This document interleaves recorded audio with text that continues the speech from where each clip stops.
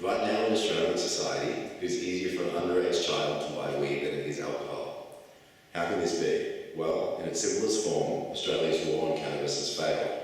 Not only has it failed, it never had a fighting chance. It has come to a time where we must, for the sanity of our society, regulate recreational cannabis. Let's go back to the 1920s. They tried to ban alcohol, and by the 1930s, they made it legal. Why? Because prohibition doesn't work, and it still doesn't.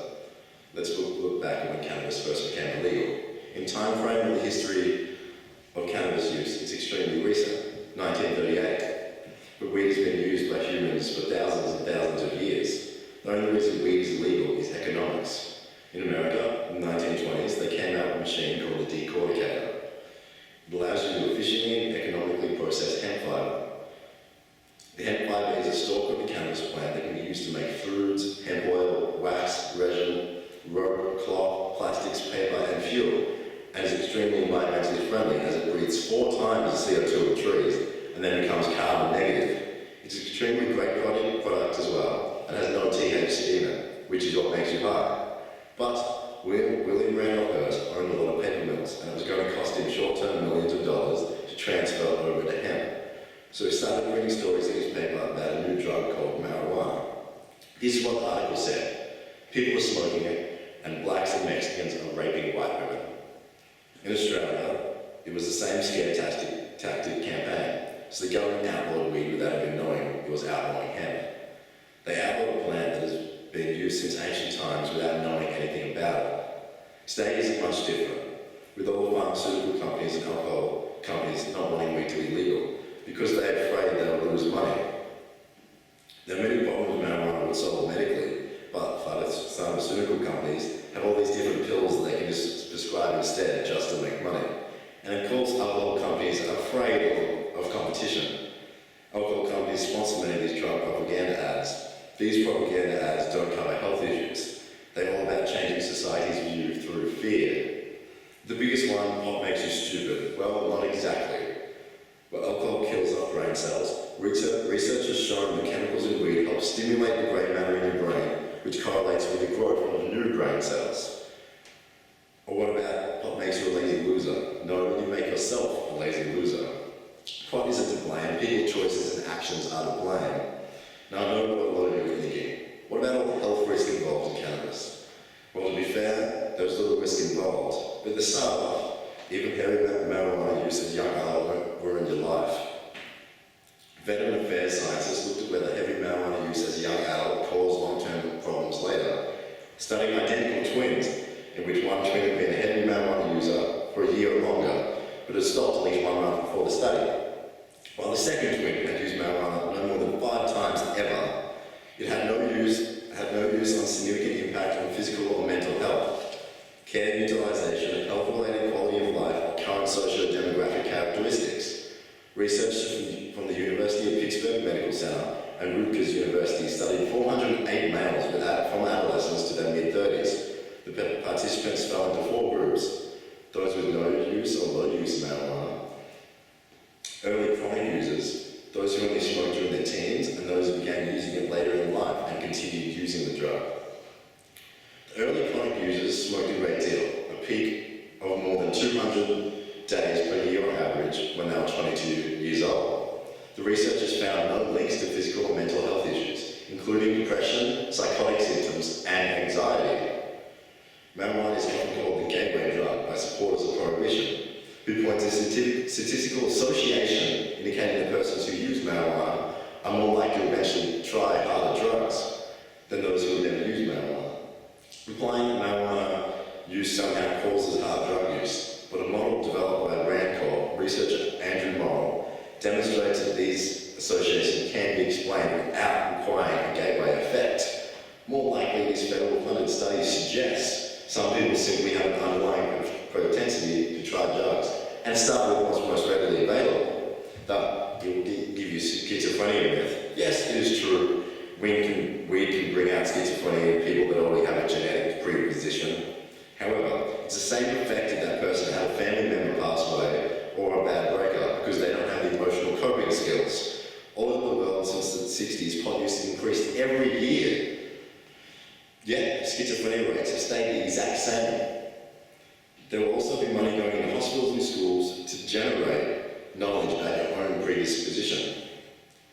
Well, but you're smoking. Obviously, it's going to have some health consequences. Well, yes and no. Smoking cigarettes causes cancer. That is true. But smoking is not illegal, just pot. And researchers at the Cancer Permanent HMO, funded by the California government, followed 65,000 patients for nearly a decade, comparing cancer rates among non-smokers, tobacco smokers, and marijuana smokers.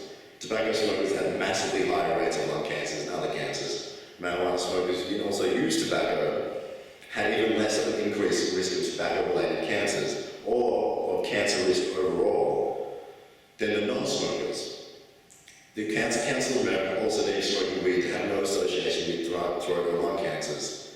Think of it like this: smoking weed will help you manage the pain if you get cancer. It can be used in conjunction with chemotherapy. There's been extremely promising evidence, backed by the American National Cancer Institute and the US Department of Health, of cannabis shrinking and killing cancer cells. One very recent study sheds light on not only how the plant can be beneficial, but how casual marijuana use doesn't even lead to lung damage and could even have positive effects on the lungs. A study published in the Journal of American Medical Association examined 5,000 men and women over the course of 2 decades, between 1985 and 2006. The data also showed that high use of the plant, about 1 joint every day for 7 years, had little to no negative impact on lung airflow rates or lung volume. What's shocking is there evidence pointing to slight increases in lung airflow rates as well as enhancement in lung volume from marijuana use. It has also claimed medical benefits for many other medical conditions, including glaucoma, alleviating the effects of tobacco, helping control epileptic seizures, decreasing symptoms of severe disorder known as Dravet syndrome, decrease anxiety, slow the progression of Alzheimer's, ease pain with multiple sclerosis, help with muscle spasms, lessen side effects from treating hepatitis C, increases treatment effectiveness, relieves arthritis, improves symptoms of lupus, helps eliminate Crohn's disease, soothes tremors of Parkinson's disease, helps sufferers of post-traumatic stress disorder, protects the brain after a stroke, protects the brain after concussion and trauma, easing night terrors, and so much more. Instead, we have in our stores synthetic cannabis. It's completely legal, but it's as harmful as ice, it's addictive as meth, and has the same health consequences.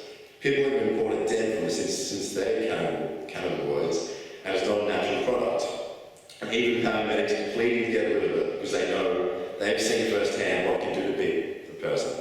People in low social classes who are afraid of getting arrested are using synthetic and ruining their lives. Australia has attempted to outlaw this product several times, but the producers just keep changing the recipe. Natural cannabis legalisation would drop the demand for synthetic and get rid of it completely.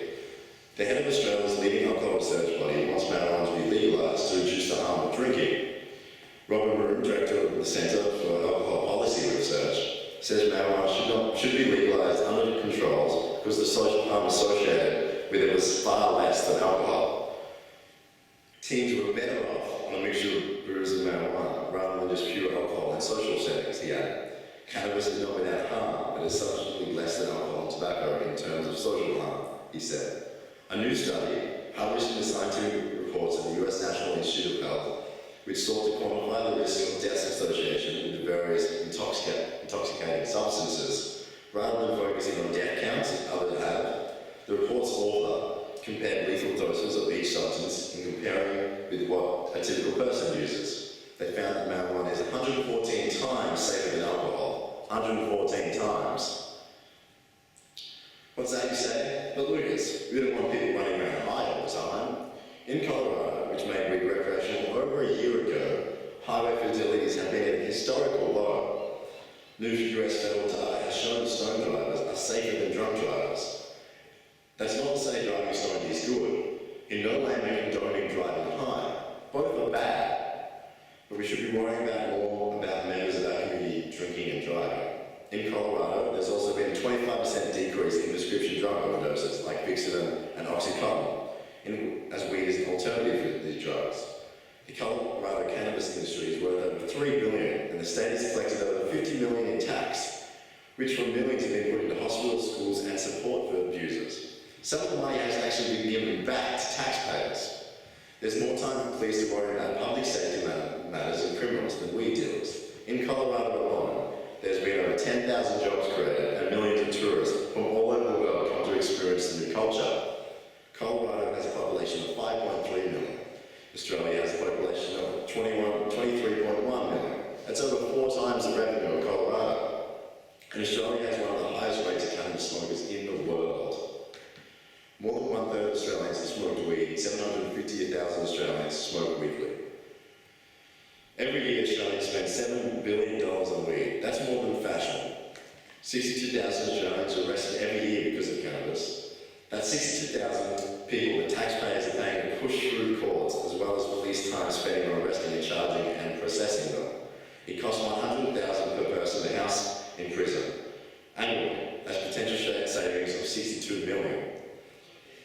At the same time, legalisation potentially generates revenue of over $10 billion annually and creating many, many new jobs. So, Mr. Turnbull, I just solved your budget problem with that one step alone. If regulated, there'll be less violence and crime in our streets. It's time to put police efforts into public safety matters and takes the money off the criminals and into our struggling economy. People say you can abuse marijuana. That is true. Some people abuse burgers. You don't go around closing McDonald's because you can abuse something. People abuse booze. Don't see the clubs closing, do you?